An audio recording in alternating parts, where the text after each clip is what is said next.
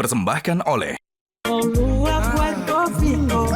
Kopi luwak, kopi nikmat, nyaman diminum. Ketemu lagi di Hot Room dengan saya, Hotman Paris. Kasus terbaru adalah ketika seorang pasien membawa keluarganya untuk berobat ke rumah sakit karena anggota keluarganya digigit ular berbisa.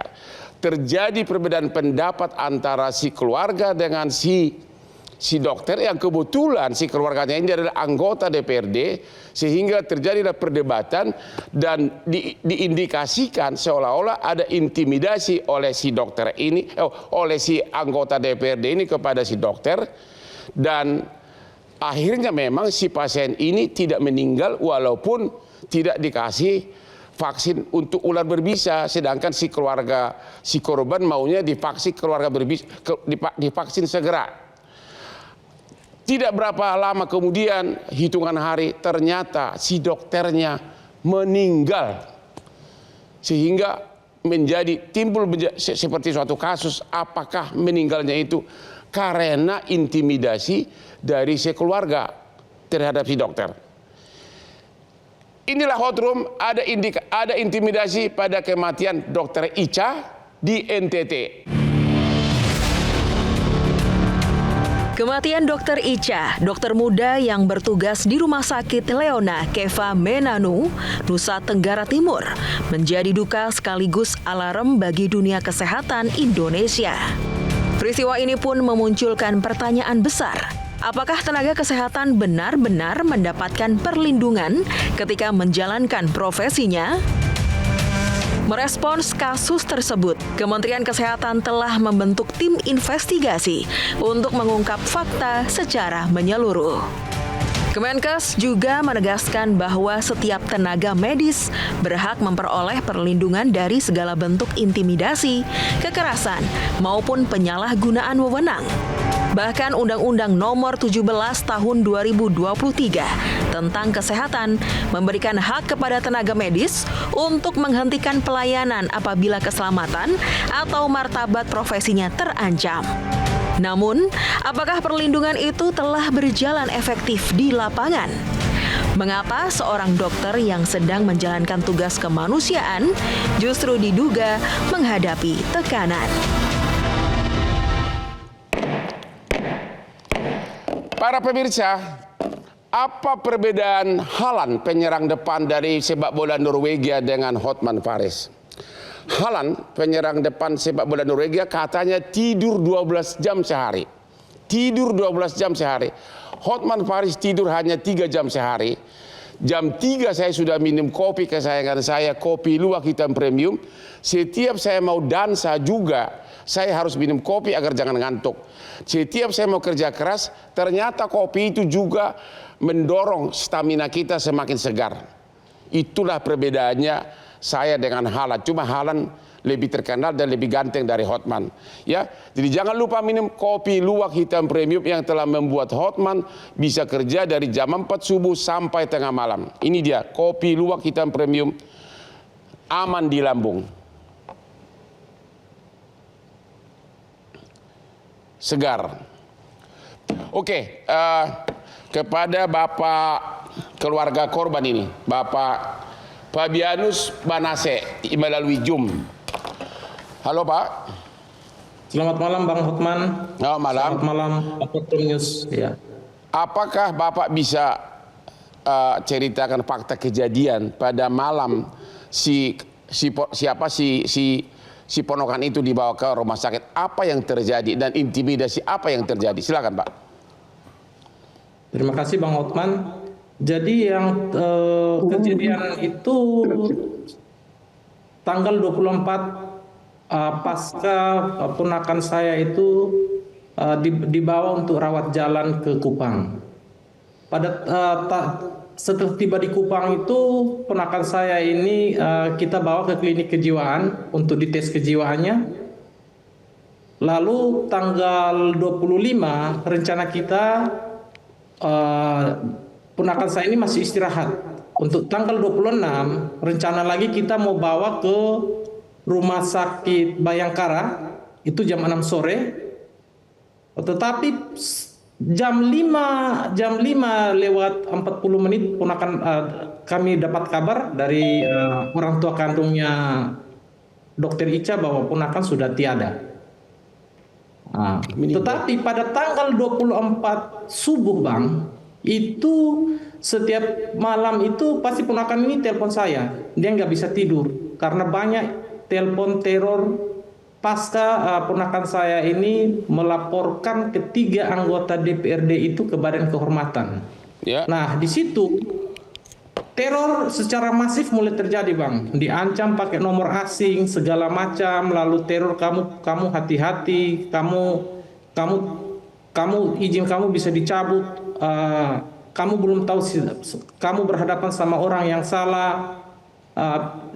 Status PPT kamu itu pasti nanti akan kami cabut dengan segala masalah sepele kamu besar-besarkan dasar dokter bodoh. Pokoknya narasi-narasi ini sama dengan tanggal kejadian tanggal 15 ke atas waktu kejadian di TKP itu, Bang Hotman.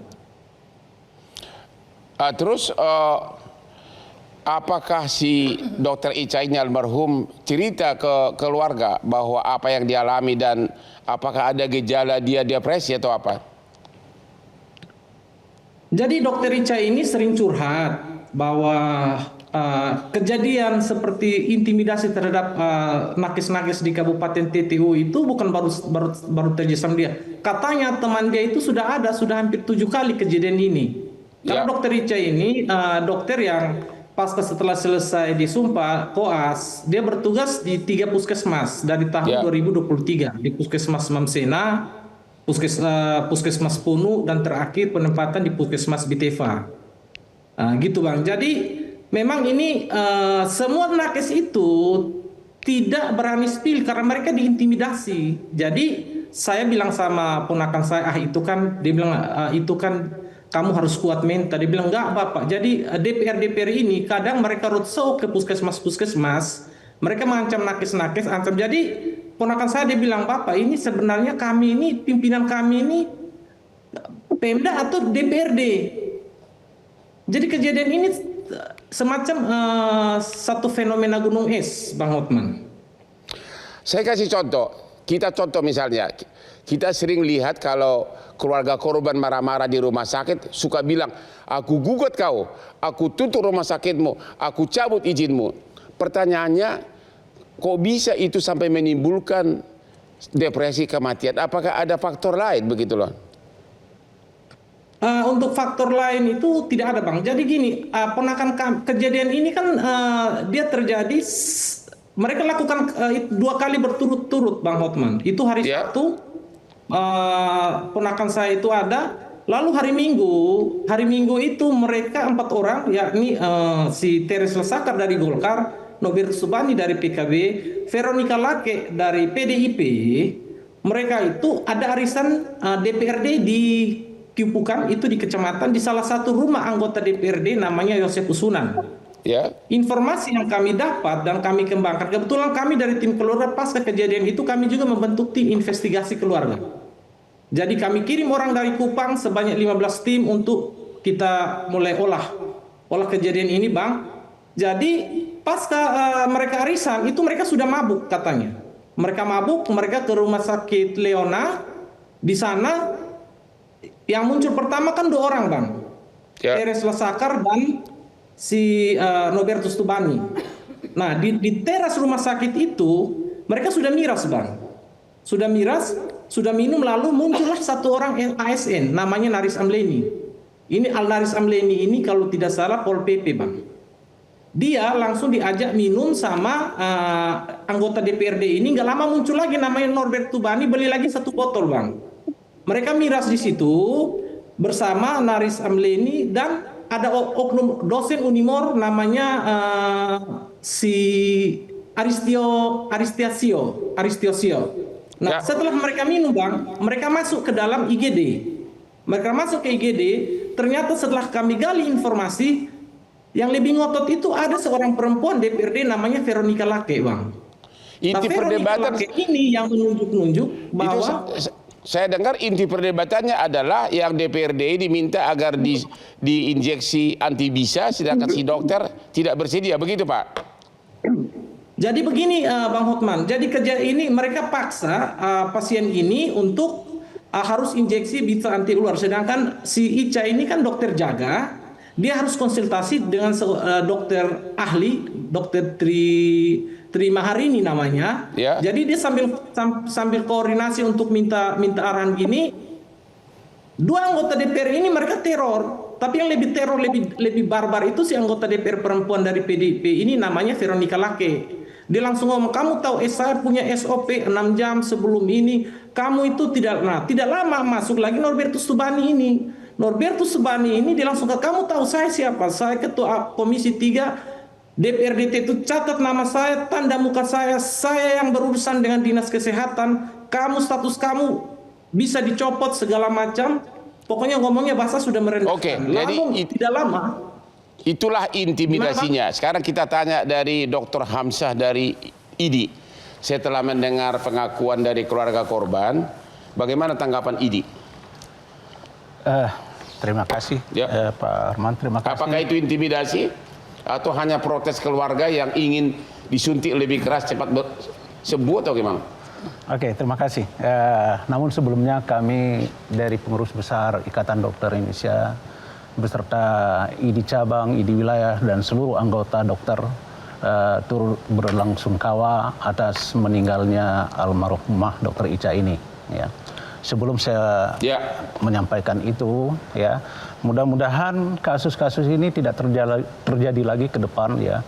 Marilah, mumpung ini ada Ibu Irma dari anggota Dewan, ya, supaya ini jadi pembelajaran bagi kita semua bahwa perlindungan terhadap tenaga, khususnya dokter, itu sebenarnya tidak terlindungi.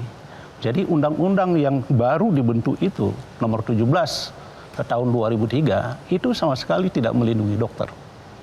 Ya, kita bisa lihat dari pasal-pasalnya. Mestinya dengan kejadian-kejadian seperti ini, kita tahu dulu bahwa negara kita satu-satunya negara di Asia yang tidak punya undang-undang praktek kedokteran. Kita malu di tahun 2024. Tolong dulu pertanyaan pokok Pak. Ini tolong dulu ke fokus itunya. Si keluarga korban marah-marah gara-gara maunya disuntik dengan apa itu vaksinasi ular berbisa. Iya. Si dokter sesuai dengan SOP tidak setuju. Menurut Bapak siapa yang salah? Karena kita tidak tidak melihat langsung ya kejadian itu, ya, seharusnya kita dokter itu punya SOP.